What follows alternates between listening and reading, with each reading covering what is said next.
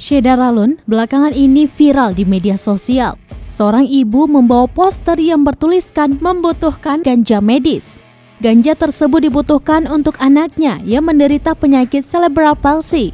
Ibu tersebut menenteng poster itu saat acara Car Free Day di Bundaran HI Jakarta Pusat.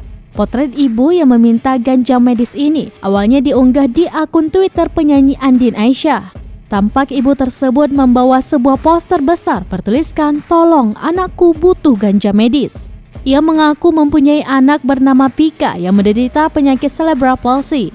Cerebral palsy yang dialami oleh Pika ini termasuk dalam penyakit yang sulit untuk diobati.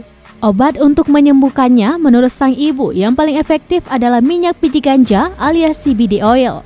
Sang ibu yang bernama Santi, dirinya akan mengirim surat kepada Mahkamah Konstitusi atau MK agar permohonan untuk mendapatkan akses menggunakan ganja medis bisa dikabulkan. Ibu Santi berencana mengirim surat ke MK bertepatan dengan perayaan Hari Anti Narkotika Internasional yang jatuh pada 26 Juni 2022.